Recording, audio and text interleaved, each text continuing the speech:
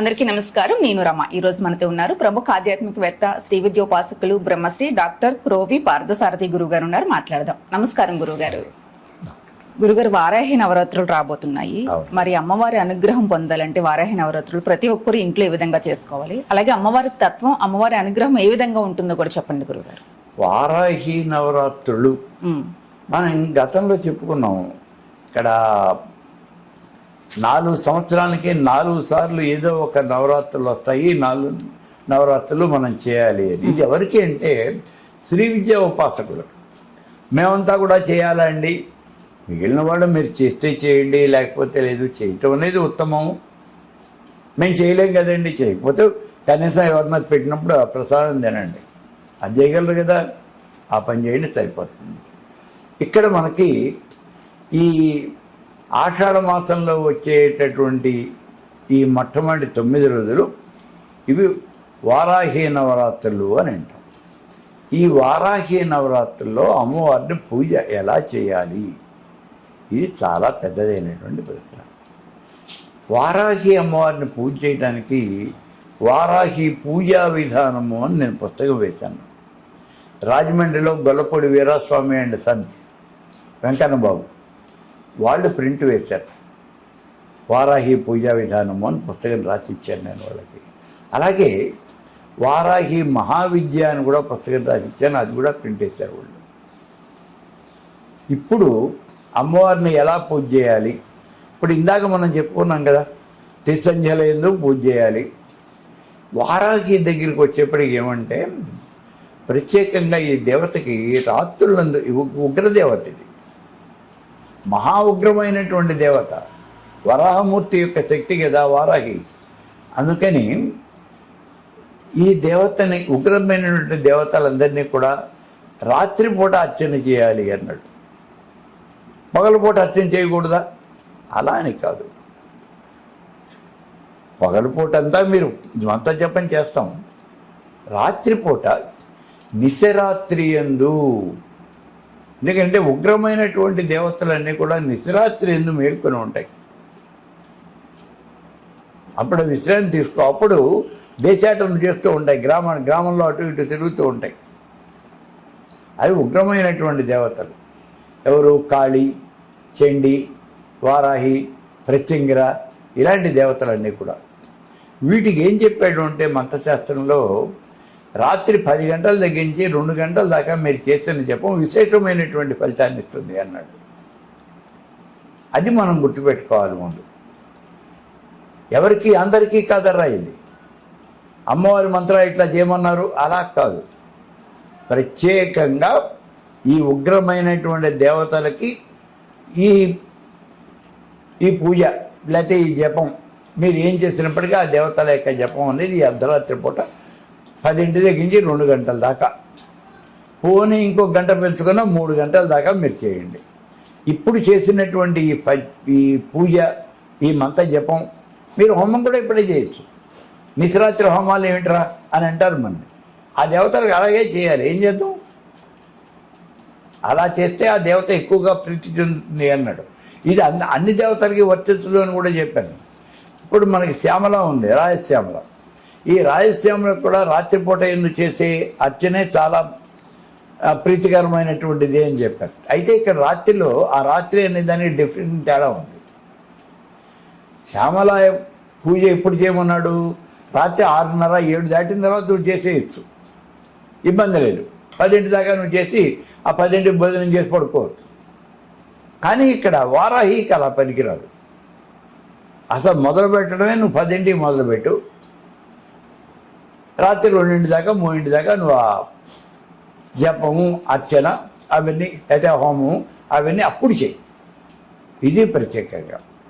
అయితే మరి వారాహికి పూజ చేసేప్పుడు ఏం చేయాలండి? వారాహి మంత్రం ఉంది కదా, బృహద్వారాహి చేయగలిగితే బృహద్వారాహి చేయి. బృహద్వారాహి, మరి బృహద్వారాహి చాలా పెద్ద మంత్రం, దగ్గర 100 అక్షరాలు పైగా ఉన్నటువంటి మంత్రం. అది చాలా పెద్ద మంత్రం. మరి ఇంత మంత్రాన్ని మనం ఎన్నిసార్లు జపం చేయగలుగుతామండి? నిమిషానికి 2 సార్లు అవుతుంది. నిమిషానికి 2 సార్లే అవుతుంది, 3వ సారి అవుతుంది అసలు. మరి అంటే నేను చకాచకా చేసేసానండి, 3 సార్లు అయింది, నువ్వు ఏం చేస్తున్నావో నీకే తెలియకుండా నువ్వు చేస్తే ఉపయోగం ఉండదు. నీకే తెలియకపోతే అమ్మవారికి ఏం తెలుస్తుంది ఇంకా? కాబట్టి అలా చేయటం కాదు, నువ్వు స్పష్టంగా ప్రతి అక్షరము స్పష్టంగా పలుకుతూ కనుక చేసినట్లయితే నిమిషానికి 2 సార్లు కూడా అవ్వకపోవచ్చు ఒక్కసారి. మరి దీన్ని 100 చేయాలంటే ఎంతకాలం పడుతుందండి? నిమిషానికి 2, 100 చేయాలంటే 50 నిమిషాలు పట్టింది. 108 చేయాలంటే గంటకి 108 అవుతాయి. అందుకే కదా శ్యామల మంత్రం కానీ రాజశ్యామల కానీ బృహద్వారాహి కానీ చేయాలంటే సమయం చాలా పడుతుందండి, చాలా సమయం పడుతుంది. కొంచెం జాగ్రత్తగా చేయాలి. అయితే ఈ 9 రోజుల్లోనూ వారాహి జపం 1,00,000 వరకు చేయించేవాళ్ళు ఉన్నారు కదా, ఉన్నారు 1,00,000 జపం చేయిస్తారు వాళ్ళు చేయరు. చేసేవి బృందాలు సెపరేట్గా ఉన్నాయి. ఇక్కడ ఈ హైదరాబాద్లోనే ఉన్నాయి వారాహి పీఠం అని, కొన్ని చోట్ల ఈ పీఠాలు ఉన్నాయి. వాళ్ళు అక్కడ కొంతమంది కలిసి ఒక గ్రూపుగా ఏర్పడ్డారు. వీళ్ళందరూ వారాహి ఉపాసన చేసేవాళ్ళే. మనం కనుక కావాలి, ఇట్లా మాకు వారాహి జపం కావాలి 9 రోజులు అంటే వాళ్ళు ఏదో తీసుకుంటారు, డబ్బులు తీసుకోకుండా ఎట్లా చేస్తారు? ఓ 4 లక్షలు 5 లక్షలు మన దగ్గర తీసుకుంటారు.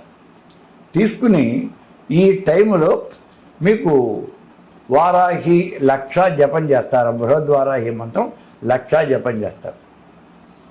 ప్రతిరోజు అన్ని సేవలు చేస్తారు. వాళ్ళు చాలా బాగా చేస్తారు, డబ్బులు కూడా బాగానే తీసుకుంటారు. మరి తీసుకోకుండా నీకు ఎవడు చేస్తాడు?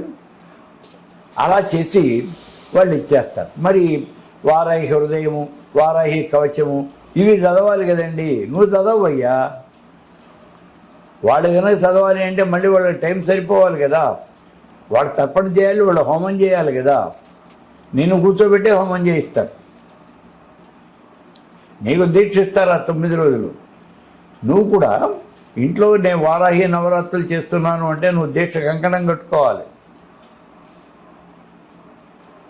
కంకణం కట్టుకుంటే ఆ పని చేయటానికి మనకి చెప్తారు చూడండి. మామూలుగా కూడా అదిగో ఈ పని చేయటానికి కంకణం కట్టు కూర్చున్నాడు రా అంటారు. అంటే అది నిశ్చయించుకున్నాడు ఆ పని చేయడానికి, తీవ్రమైనటువంటి నిశ్చయం. అలా నువ్వు కట్టుకుని ఇప్పుడు ఈ వారాహి నవరాత్రులు చేయటానికి ప్రారంభం చేయాలి. ఇందాక మనం పురస్చరణ చేయటానికి ఏ లక్షణాలు అయితే ఇవైతే చెప్పామో అవన్నీ దీనికి వర్తిస్తాయి. అయితే పూజా విధానం మాత్రం మరి రాత్రిపూట కూడా పూజ చేయాలి. రాత్రిపూట పూజ చేయాలి అంటే 10 తెగించి 2 దాకా అంటున్నారు. మరి భోజనం మాట ఏమిటండి? భోజనం చేయాలా కలదా? చేయొచ్చు, చేయండి.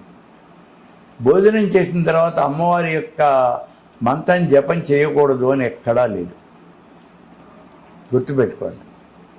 భోజనం చేసిన తర్వాత అమ్మవారి యొక్క మంత్రం జపం చేయడానికి ఏమీ ఇబ్బంది లేదు. అదే పురుష దేవతల మంత్రాలు అయితే వాటికి అబ్జెక్షన్ ఉంది.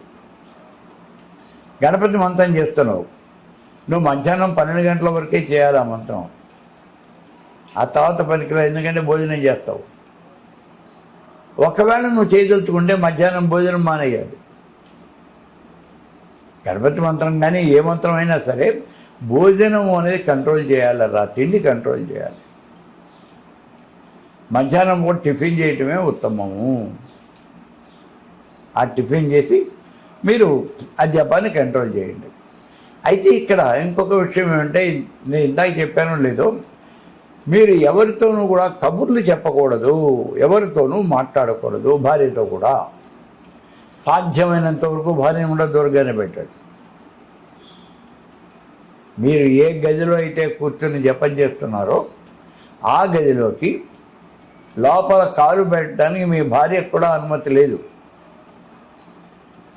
చిన్న చిన్న పిల్లలు ఉంటారు, వాళ్ళని అస్సలు రానివ్వద్దు, జాగ్రత్తగా చూసుకోండి. వాళ్ళకి ఇబ్బంది వస్తుంది. ఎందుకంటే మీరు ఇందాక నేను చెప్పినట్టుగా కనుక మీరు ఆ పూజ కనుక చేసినట్లయితే, ఆ జపం కనుక చేసినట్లయితే లోపల శక్తి అనేది విపరీతంగా తిరుగుతూ ఉంటుంది.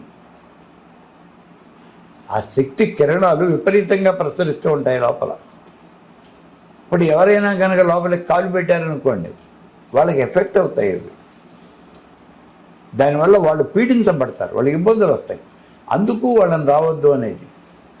అంతేగాని వాళ్ళ మీద కోపంతో కాదు, లేదా వాళ్ళని ఏదో కొంచెం చిన్న చూపు చూసి అంతకన్నా కాదు.